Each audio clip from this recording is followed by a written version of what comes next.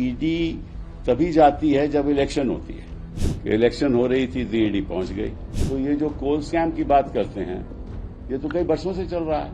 पश्चिम बंगाल में ईडी की कार्रवाई को लेकर राज्य से लेकर देश भर की राजनीति में गर्माहट तेज है। पश्चिम बंगाल की मुख्यमंत्री ममता बनर्जी की चुनावी रणनीति तैयार करने वाली संस्था आईपैक के दफ्तर पर ईडी की छापेमारी के बाद सियासी गलियारों में हड़कंप मचा है। इस बीच इस कार्रवाई को लेकर राज्यसभा सांसद कपिल सिब्बल ने केंद्र सरकार पर जमकर निशाना साधा। उन्होंने कहा है कि चुनाव आते ही जांच एजेंसियों को अचानक दस्तावेजों की याद आ जाती है। इसका मकसद सिर्फ विपक्षी नेताओं को परेशान करना होता है। पत्रकारों से बातचीत के दौरान सिब्बल ने पश्चिम बंगाल में ईडी की कार्रवाई का मामला भी उठाया है। इस बीच उन्होंने और क्या कुछ बोला है, उनका ये बयान सुन लीजिए।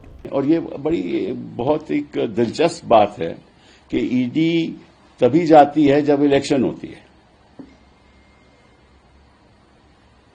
आपको झारखंड में याद है कि इलेक्शन हो रही थी तो ईडी पहुंच गई। याद है ना आपको? आपको ये भी याद है कि बिहार में अभी इलेक्शन हो रही थी तो ईडी पहुंच गई और कोर्ट ने कार्रवाई शुरू कर दी उसी इलेक्शन के दरमियान, ताकि लालू जी को यहां आना पड़े, तेजस्वी को यहां आना पड़े। और इलेक्शन पश्चिम बंगाल में हो गया है तो अब ये लोग पहुंच गए ना। तो मैं आपको, क्योंकि मैं तो वकील रहा हूं इस मामले में, तो ये जो कोल स्कैम की बात करते हैं, ये तो कई वर्षों से चल रहा है। ये आज की बात थोड़ी ना।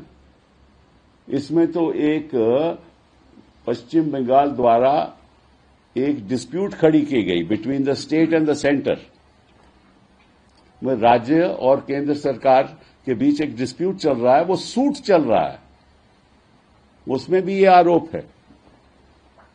तो इतने सालों से चल रहा है, तो इन लोगों को अभी याद आया कि भैया इलेक्शन हो रहा है, अभी जब छापा मारना है। सिब्बल ने आगे कहा है कि चुनाव के समय ही ऐसी कार्रवाइयां क्यों तेज हो जाती हैं। कोयला घोटाला कोई नया मामला नहीं है, यह कई वर्षों से चल रहा है, फिर अभी अचानक कार्रवाई क्यों? राज्यसभा सांसद ने यूपीए सरकार के कार्यकाल यानी कि 2004 से 2014 को याद करते हुए कहा है कि उस समय इस तरह की खबरें अखबारों में नहीं आती थी।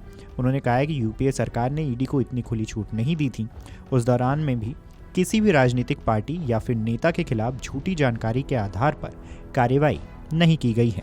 बहरहाल इस मामले को लेकर आपकी क्या राय है, हमें कमेंट करके जरूर बताएं। वीडियो डेस्क अमरुजाला.com। अगर आप ये वीडियो YouTube पर देख रहे हैं तो हमारे चैनल को सब्सक्राइब कर बेल आइकन दबाएं और Facebook पर देख रहे हैं तो हमारे पेज को लाइक करें।